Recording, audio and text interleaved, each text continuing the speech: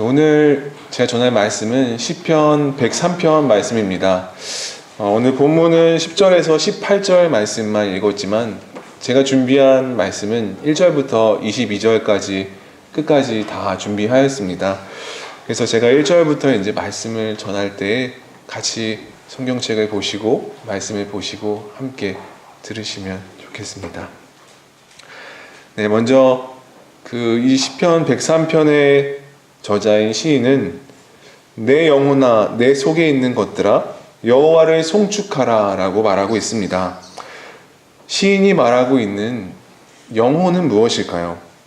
내 속에 있는 것들은 무엇일까요? 여기서 영혼과 내 속에 있는 것들은 서로 비슷한 의미를 가지고 있습니다. 히브리인들은 내 속에 있는 것들, 말 그대로 우리의 장기들을 말합니다. 콩팥이나 심장이나 창자나 쓸개와 같은 우리의 내장 속에 우리의 의지와 감정이 담겨 있다고 보았습니다. 우리의 생각과 마음과 감정을 상징하는 영혼과 내 속에 있는 것들로 하나님을 찬양하라고 말합니다. 우리의 모든 마음과 생각을 다하여 하나님을 찬양하라는 것입니다. 우리가 흔히 무슨 단어 앞에 영혼의 땡땡땡이라는 수식어를 붙임으로 그것에 얼마나 큰 심려를 쏟았는지를 표현합니다. 영혼의 그림, 영혼의 조각상, 영혼의 걸작품, 영혼의 설교 등이 있습니다. 또한 요즘 사람들에게는 자주 사용되는 표현으로 영혼 없다라는 표현이 있습니다. 영혼 없는 사과, 영혼 없는 감사, 영혼 없는 사랑, 즉 그 안에 본심이, 그 안에 진심이 안 느껴진다는 것이죠. 이처럼 시인은 우리의 진심을 다해, 우리의 의지를 다해 하나님을 찬양하라고 말하고 있습니다. 이처럼 시인이 우리의 진심을 다해서 하나님을 찬양하라고 하는 이유는 무엇일까요? 그것은 시인이 하나님으로부터 많은 은택을 받았기 때문입니다. 내 영혼아 여호와를 송축하며 그의 모든 은택을 잊지 말지어다. 시인은 하나님으로부터 많은 은혜를 받았습니다. 그가 말하는 은혜들은 3절부터 5절에 잘 나와 있습니다. 그가 내 모든 죄악을 사하시며 내 모든 병을 고치시며 내 생명을 파멸해서 속량하시고 인자와 긍휼로 관을 씌우시며 좋은 것으로 내 소원을 만족하게 하사 내 청춘을 독수리같이 새롭게 하시도다. 모든 죄악에서 사함을 받았으며 모든 병을 고침받았으며 생명을 죽음의 구덩이에서 속량받았고 인자와 긍휼로 돌봄을 받고 있으며 모든 필요를 채워주셨습니다. 그리고 젊음을 새롭게 하셨습니다. 시인은 하나님으로부터 이 모든 은혜들을 받았음을 고백합니다. 이곳에서 사용되고 있는 죄나 죄악이라는 단어들은 길을 잃다 또는 구부리다, 뒤틀어지다 라는 의미에서 파생된 것입니다. 즉 하나님께서 정해놓으신 길이 있는데 그 길을 벗어나거나 그 길을 잃어버리거나 어긋나는 것이 죄라는 것이죠.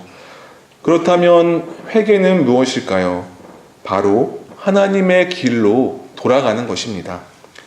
하나님의 뜻에서 조금 구부러져 벗어나는 것, 그것이 조금이라고 별거 아니라고 생각할지 모르지만 성경은 그것을 죄라고 말하고 있습니다. 그리고 다시금 하나님의 길로 돌아가는 것, 그것이 바로 회개입니다. 우리가 눈물을 흘리고 우리의 마음을 찢고 애통할지라도 하나님의 길로 돌아가지 않으면 그것은 진정한 회개라고 할 수 없습니다. 또한 시인은 고침받은 모든 병은 우리가 흔히 알고 있는 질병들이 아니라 어떤 사람이 죄를 져서 그 죄의 결과로 하나님으로부터 받은 병들을 나타내는 단어를 사용하고 있습니다. 우리가 알고 있는 열왕기나 역대에 나오는 많은 왕들이 하나님 앞에 범죄함으로 여러 가지 질병들을 받게 되는데요. 그러한 병들을 말하지요. 그렇다면 이처럼 하나님의 길을 벗어나고 그 불순종으로 병에 걸려 고생하고 그 생명이 위태롭고 하나님의 인자와 긍휼이 떠나 하나님과의 관계가 회복되기만을 소원하고 있었던 이처럼 큰 어려움에 처해 있었던 이 시인은 누구인 것일까요? 물론 오늘 본문에 있는 제목과 같이 다윗의 시라고 적혀 있습니다. 다윗 역시 하나님과의 관계로 많은 어려움을 겪었었지요. 하지만 구약 성경 전체를 놓고 본다면 이는 바로 이스라엘을 생각해 볼 수 있습니다. 이스라엘 백성들은 늘 하나님의 말씀을 지키지 못함으로 하나님으로부터 징계를 받으며 많은 어려움들을 겪었습니다. 결국 나라를 잃고 바벨론 포로로 끌려간 이스라엘 백성들은 하나님께서 자신들의 죄로 말미암아 내리신 모든 심판에서 고침받기를 간절히 소원하였고 하나님의 인자와 긍휼로 보호를 받고 독수리같이 새 힘을 얻기를 소원하였습니다. 개인의 은혜의 고백과 찬양에서 시편은 자연스럽게 이스라엘에게 행해진 하나님의 은혜를 찬양하는 것으로 바뀌는 것입니다. 6절과 7절의 말씀을 보면 이 전환을 더욱더 쉽게 볼 수가 있습니다. 여호와께서 공의로운 일을 행하시며 억압당하는 모든 자를 위하여 심판하시는도다. 그의 행위를 모세에게 그의 행사를 이스라엘 자손에게 알리셨도다. 이 부분의 말씀들은 이스라엘 백성들에게는 쉽게 출애굽 사건을 연상시키는 말씀들입니다. 애굽에서 노예로 고통받고 억압당하던 이스라엘 백성들에게 하나님께서는 기억하시고 그들을 건지셨기 때문입니다. 그들의 억압을 하나님께서는 기억하셨습니다. 하나님께서는 모세를 세우셨고 그분의 길을 모세에게 보이셨습니다. 그분의 방법들을 모세를 통해서 이스라엘 백성들에게 알리셨습니다. 그리고 많은 이적과 기사들로 이스라엘 자손들에게 알리셨습니다. 그러나 시내산에서 이스라엘 백성들은 어떠한 일을 하였나요? 그들은 하나님을 잊어버리고 그들을 애굽에서 건져내신 하나님을 잊어버리고 금송아지를 만들고 그것에 절을 했습니다. 그들을 구원하시고 인도해내신 하나님을 잊어버린 것입니다. 그의 모든 은택을 잊어버렸습니다. 그 뒤에는 어떠한 일이 있었나요? 하나님께서는 이스라엘 모든 민족에게 심판을 내리시려 하셨습니다. 그들 모두를 진멸하시려 하셨습니다. 그러나 모세의 중보 기도를 들으시고 그 노를 돌이키십니다.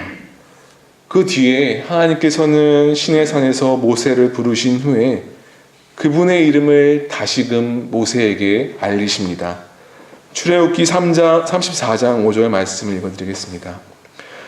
여호와께서 구름 가운데 강림하사 그와 함께 거기 서서 여호와의 이름을 선포하실세 여호와께서 그의 앞으로 지나시며 선포하시되 여호와라 여호와라 자비롭고 은혜롭고 노하기를 더디하고 인자와 진실이 많은 하나님이라.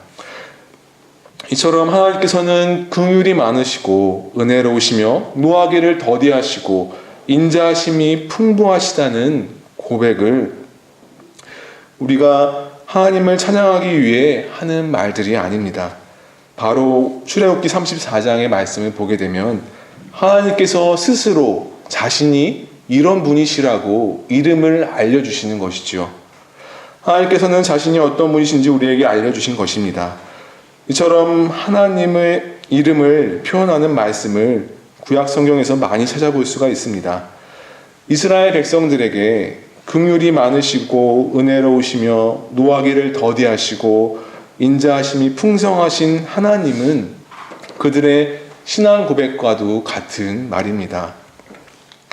시인은 이처럼 하나님의 크신 은택들을 하나님의 크신 은혜들을 잊지 말지어다 라고 말합니다. 하나님께서 나에게 베풀어 주신 은혜들을 잊을 때 우리의 믿음은 변질되고 맙니다. 마치 이스라엘 백성들이 금송아지를 만들어낸 것처럼 엉뚱한 일을 하게 되는 것입니다. 하나님이 계셔야 할 곳에 금송아지가 들어온 것처럼 우리 안에 예수님이 계셔야 할 곳에 예수님을 잊어버리면 다른 것이 그 자리를 차지하게 되는 것입니다. 오늘날 한국 교회가 예수님을 잊어버렸기 때문에, 많은 성도님들이 예수님을 잊어버렸기 때문에 엉뚱한 일들을 많이 하고 있습니다.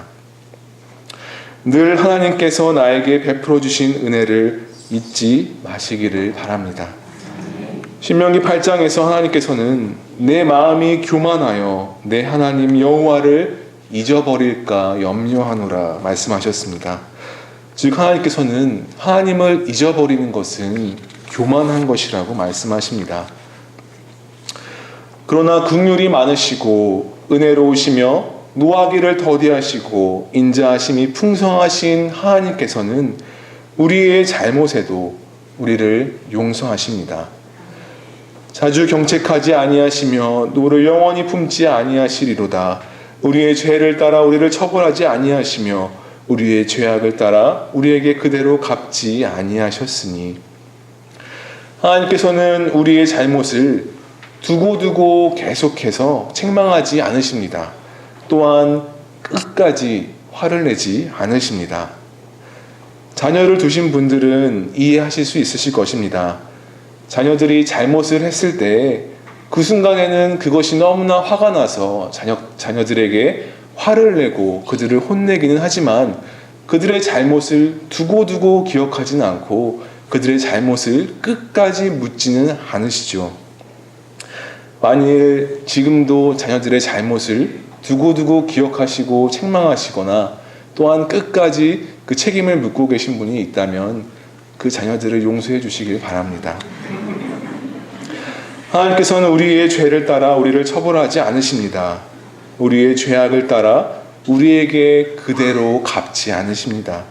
그 이유가 무엇일까요? 시인은 세 가지를 말합니다. 첫 번째는 하늘이 땅에서 높음같이 하나님의 인자하심이 크시기 때문입니다.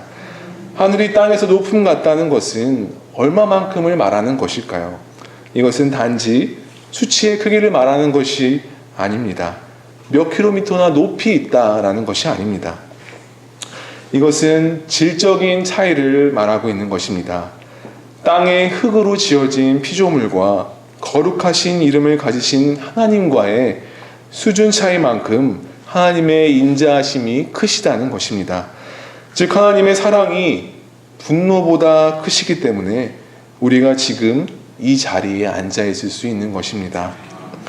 두 번째는 동이 서에서 먼 것 같이 우리의 죄를 우리에게서 멀리 옮기셨기 때문입니다. 당시 사람들은 동쪽과 서쪽이 얼마만큼 멀리 떨어진지 몰랐습니다. 그들은 그들이 생각할 수 있는 가장 큰 거리, 가장 먼 거리인 해가 뜨는 쪽에서 해가 지는 만큼, 그 거리만큼 하나님께서 우리의 죄를 옮기셨다고 말합니다. 우리의 죄를 우리에게서 떠나보내셨다는 것은 우리에게 죄가 없는 것 같이 여기신다는 말씀이십니다. 하나님께서는 우리의 죄를 용서해 주시되 그 죄가 아주 멀리 떨어져서 우리 옆에 없는 것 같이 우리를 용서해 주십니다. 세 번째로 아버지가 자식을 긍휼히 여김같이 하나님께서는 우리들을 긍휼히 여기십니다. 긍휼이라는 단어는 아버지가 아들을 사랑하는 마음을 말합니다. 어머니가 자신의 젖먹이 아기를 사랑하는 그 마음을 말합니다. 너무나 사랑해서 모든 것을 용서해 주시는 것을 말하지요. 탕자를 다시 맞이하는 그 아버지의 비유를 보면 하나님께서는 우리에게 그 긍휼이 무엇인지 말씀하고 계십니다. 정말 너무나 크고 높고 넓은 하나님의 사랑이 있기에 우리는 용서받을 수 있습니다. 하나님께서는 우리를 이처럼 사랑하시는 이유는 그럼 무엇인 것입니까? 시인은 그 이유에 대해서 이렇게 말합니다. 이는 그가 우리의 체질을 아시며 우리가 단지 먼지뿐임을 기억하심이로다. 인생은 그날이 풀과 같으며 그 영화가 들의 꽃과 같도다. 그것은 바람이 지나가면 없어지나니 그 있던 자리도 다시 알지 못하거니와. 우리는 하나님의 그 크신 사랑을 이해하지도 흉내내지도 다 알지도 못하지만 하나님께서는 우리를 아십니다. 하나님께서는 우리를 지으셨기 때문입니다. 우리가 흙으로 지어져 흙으로 돌아가고 우리의 인생이 찰나와 같고 바람이 지나가면 없어져 버리는 존재라는 것을 하나님께서는 아십니다. 이처럼 유한한 인간을 누구보다 잘 아시기 때문에 하나님께서는 우리를 용서하시고 사랑해 주십니다. 우리는 상대방의 실존을 잘 알게 될 때 그들을 사랑해 줄 수 있습니다. 제가 한 번은 지하철을 타고 학교를 가고 있었습니다. 그런데 제가 이제 지하철에 손잡이를 잡고 서서 가고 있는데 누군가 저를 아주 세게 툭 치고 지나가는 것이었습니다. 분명 그 지하철에는 사람이 그렇게 많지도 않았는데 누군가 고의적으로밖에 생각할 수 없이 저를 세게 밀고 치면서 지나가는 것이었습니다. 저는 그 순간 너무나 화가 나서 확 째려보았습니다. 도대체 누군가. 근데 저는 그 저를 치고 간 사람을 한 5초 정도 쳐다봤을 때 그 사람이 어떤 사람인지 알게 되었습니다. 그는 바로 정신지체를 가진 장애우였던 것이죠. 이처럼 저는 처음에는 저를 치고 갔던 사람에 대해서 그 분노가 일었고 화가 났었지만 그 사람이 그럴 수밖에 없는 사람이라는 것을 보고 나서 금방 제 화를 누그러뜨리고 그 사람을 용서해 줄 수 있게 된 것입니다. 이처럼 하나님께서는 누구보다 우리의 연약함을 잘 아시고 이해해 주시는 분이십니다. 하지만 우리는 이러한 하나님의 크신 인자와 긍휼을 이용하면 안 됩니다. 지금까지 본문을 읽으면서 눈치를 채신 분도 있겠지만 이처럼 크신 하나님의 사랑과 함께 어떠한 조건이 등장하고 있습니다. 그것은 바로 그를 경외하는 자에게 은혜를 베푸신다는 것이죠. 하나님을 경외한다는 것은 하나님을 두려워하는 것입니다. 하나님을 두려워할 줄 아는 사람이 하나님의 말씀을 믿음으로 믿고 순종하고 지키려고 애를 씁니다. 하나님을 경외하는 것은 하나님의 크신 사랑에 대한 우리의 반응입니다. 우리들이 하나님을 경외하기 때문에 하나님의 인자하심을 얻은 것이 아닙니다. 하나님의 크신 인자하심으로 죄를 사함받았기 때문에 하나님을 경외하는 것입니다. 하나님을 경외한다는 것에 대해 시인은 이렇게 말합니다. 곧 그의 언약을 지키고 그의 법도를 기억하여 행하는 자에게로다. 하나님께서 우리에게 베풀어 주신 은혜들을 잊지 않고 기억하며 그분의 뜻대로 행하는 자, 살아가는 자들이 곧 하나님을 경외하는 자들인 것입니다. 오늘 본문인 시편 103편은 예수님께서 공생의 기간에 즐겨 부르시던 애송이였을 것이다 라는 어떠한 한 학자의 논문이 있었다고 합니다. 그 이유가 이 시편 103편은 우리의 죄보다 우리의 죄악에 대한 하나님의 진노하심보다 우리를 용서하시고 사랑해 주시는 하나님의 인자하신 성품이 더 크심을 잘 나타내 주고 있기 때문입니다. 예수님은 어떤 분이십니까? 그분은 우리의 죄에 대한 하나님의 심판보다 우리의 죄에 대한 하나님의 진노보다 우리를 용서하시고 사랑해 주시는 하나님의 인자가 더 크심을 나타내 주는 것임을 가장 잘 보여주는 하나님의 사랑의 결정체라고 볼 수가 있습니다. 우리의 행동과 상관없이 하나님께서는 우리를 용서해 주시기로 결정하셨습니다. 우리의 선한 행동과 상관없이 이 땅에 예수님을 보내셨고 십자가에서 모든 죄를 대속하셨습니다. 우리의 생명을 죽음의 구덩이에서 속량하셨습니다. 그분을 믿는 자에게 이 모든 좋은 것을 주셨습니다. 그를 그저 경외하는 자들에게 인자와 용서와 긍휼의 관을 씌워주셨던 것처럼 그저 예수님을 믿는 자들에게 인자와 용서와 긍휼을 우리의 머리에 관으로 씌워주십니다. 여호와께서 그의 보좌를 하늘에 세우시고 그의 왕권으로 만유를 다스리시도다. 시인은 하나님께서 그 보좌를 하늘에 세우시고 그의 왕권으로 만유를 다스리신다 말합니다.